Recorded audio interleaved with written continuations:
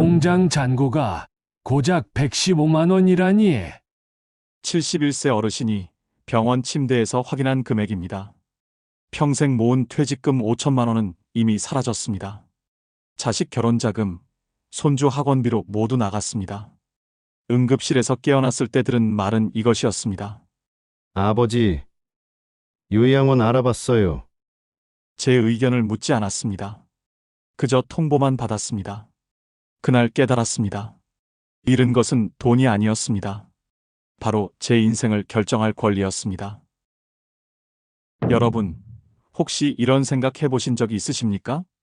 자식에게 모든 것을 주면 노후가 편할 것이라는 생각 말입니다. 언론 보도에 따르면 70대 노인 10명 중 7명이 경제적 어려움을 겪고 있습니다. 대부분 자식에게 재산을 먼저 물려줬기 때문입니다. 늙어서 진짜 기댈 곳은 자식이 아닙니다. 바로 돈, 건강, 집 이 세 가지입니다. 오늘 영상이 시작하기 전 좋아요와 구독 부탁드립니다. 주변 어르신들께 이 영상을 공유해 주시면 큰 도움이 됩니다. 노후 준비는 누구에게나 닥칠 문제이니깐요. 반드시 끝까지 시청하시기 바랍니다. 그럼 지금부터 71세 어르신이 모든 것을 잃고 깨달은 세 가지 진실을 말씀드리겠습니다. 첫 번째, 자식에게 다 주고 남은 돈 115만 원. 평생 가족을 위해 살아왔습니다. 30년 동안 회사를 다녔습니다. 퇴직금은 5천만 원이었습니다. 그 돈을 모두 자식들에게 주었습니다. 큰아들 결혼 자금으로 2천만 원을 내놓았습니다. 딸의 전세 보증금 명목으로 1,500만 원이 나갔습니다. 손주 학원비와 생활비 보태주느라 나머지도 사라졌습니다. 71세가 되던 해겨울이었습니다. 집 앞 계단에서 미끄러졌습니다. 오른쪽 고관절이 부러졌습니다. 119 구급차를 타고 응급실로 실려갔습니다. 응급실 침대는 차가웠습니다. 형광등 불빛이 눈을 찔렀습니다. 아들과 딸이 달려왔습니다. 두 사람의 표정이 어두웠습니다. 수술 후 회복실에서 눈을 떴습니다. 아들이 조심스럽게 입을 열었습니다. 아버지, 요양센터 알아봤어요. 딸도 고개를 끄덕였습니다. 거기가 더 안전할 것 같아요. 가슴이 무너졌습니다. 제 의견을 묻지 않았습니다. 제 생각은 중요하지 않았습니다. 그저 결정을 통보받았을 뿐이었습니다.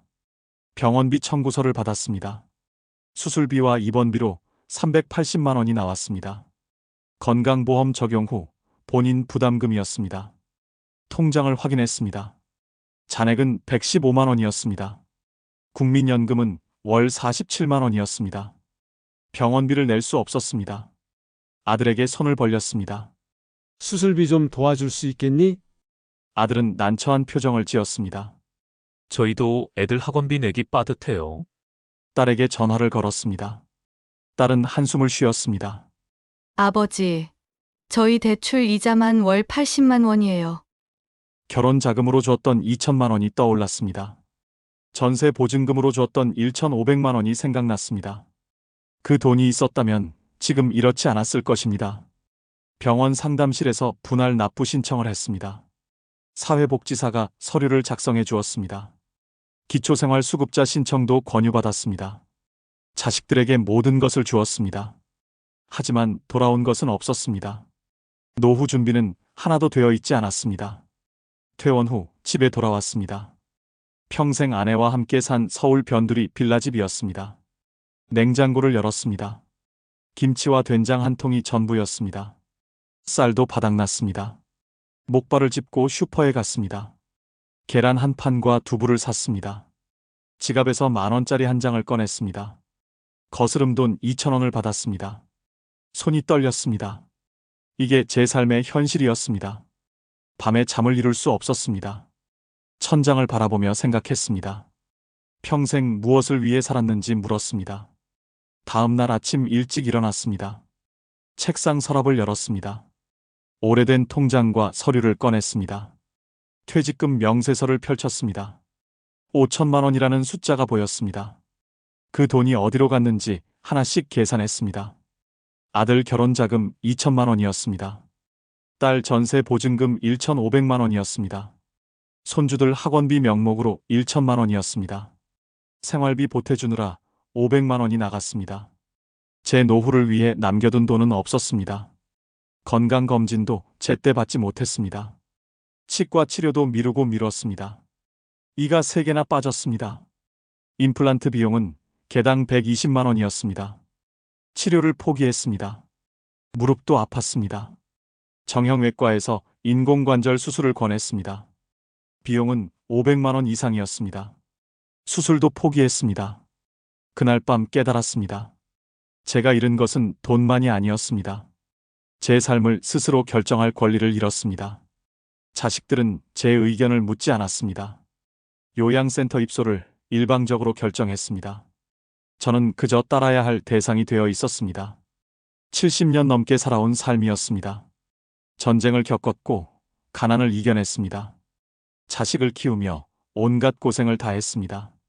그런데 이제는 아무것도 결정할 수 없었습니다. 존엄을 잃었습니다. 자유를 빼앗겼습니다.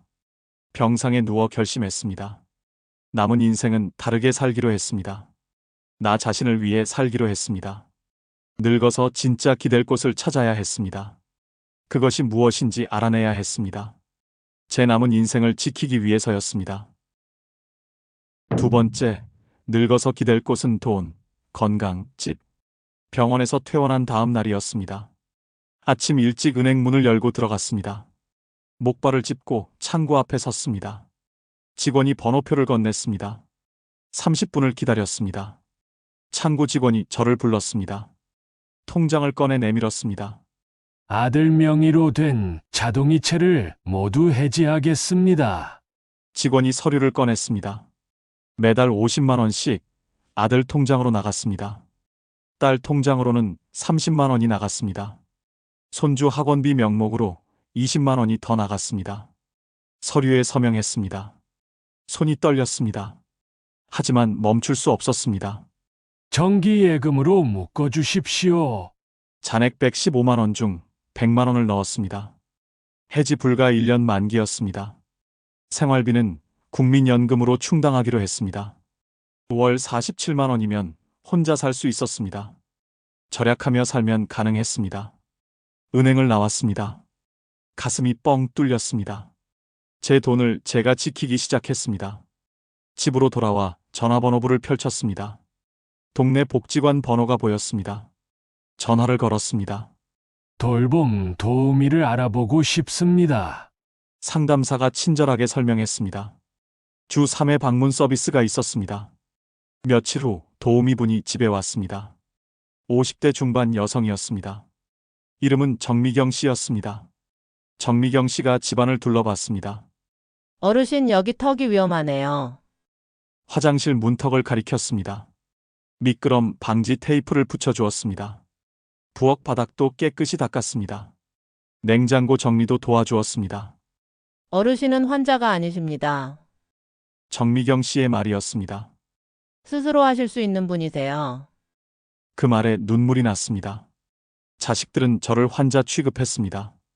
요양원에 보내려 했습니다. 하지만 정미경 씨는 달랐습니다. 제 의견을 물었습니다.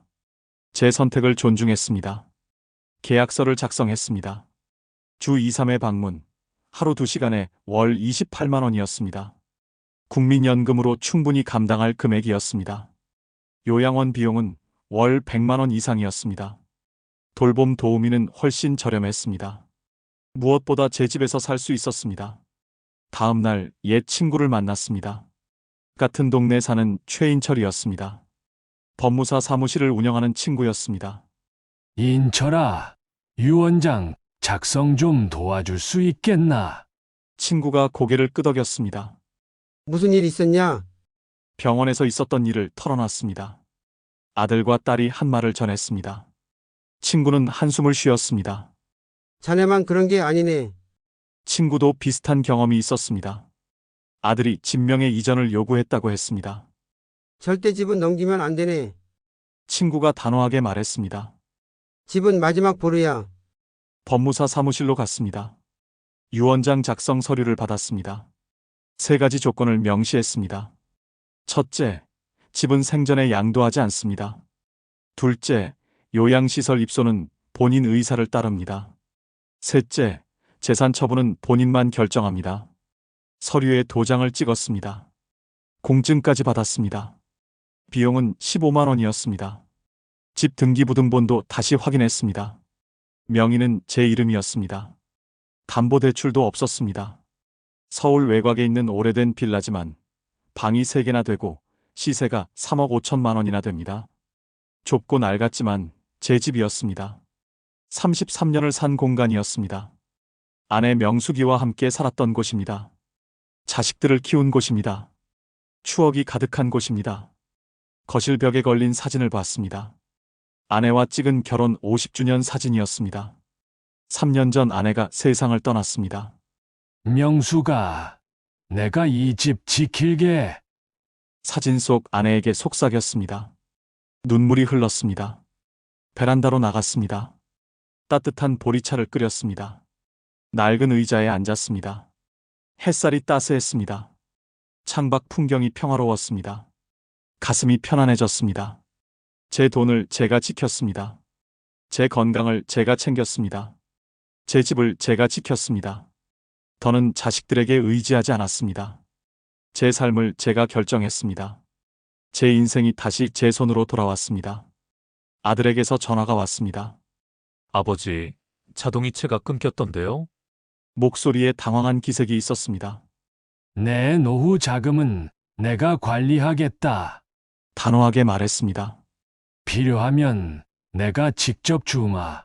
아들이 말이 없었습니다. 전화를 끊었습니다. 미안한 마음은 들지 않았습니다. 딸에게도 같은 말을 전했습니다. 딸도 처음엔 불만스러워했습니다. 하지만 받아들였습니다. 돌봄 도우미 정미경 씨가 다시 왔습니다. 어르신 얼굴이 밝아지셨네요. 정미경 씨가 웃으며 말했습니다. 내 인생을 되찾았거든요. 저도 웃으며 대답했습니다. 진심이었습니다. 70년 넘게 살았습니다. 자식을 위해 살았습니다. 이제는 나를 위해 살기로 했습니다. 돈을 지켰습니다. 건강을 챙겼습니다. 집을 지켰습니다. 늙어서 기댈 곳은 3곳뿐이었습니다. 바로 돈과 건강과 집이었습니다. 그것을 깨닫는데 71년이 걸렸습니다. 창밖을 바라봤습니다. 저녁 노을이 아름다웠습니다. 제 인생도 아직 끝나지 않았습니다. 3번째, 돈을 끊자 자식들이 찾아왔습니다. 자동이체를 끊은 지 1달이 지났습니다. 아들 승호가 집에 찾아왔습니다. 손에 과일 바구니를 들고 있었습니다. 현관문을 열었습니다. 승호가 조심스럽게 들어왔습니다. 거실에 마주 앉았습니다. 아버지, 요즘 어떠세요? 승호가 물었습니다. 표정이 진지했습니다. 돌봄 도우미 정미경 씨 이야기를 했습니다. 주 3회 방문하며 집안일을 돕는다고 말했습니다. 불편한 점은 없다고 덧붙였습니다. 아버지, 돌봄 비용은 저희가 낼게요. 승호가 말했습니다. 제 동생이랑 번갈아 와서 지낼 수도 있어요. 고개를 저었습니다. 그럴 필요 없다. 단호하게 말했습니다. 지금이 가장 편안하다. 진심이었습니다. 혼자 사는 삶이 만족스러웠습니다.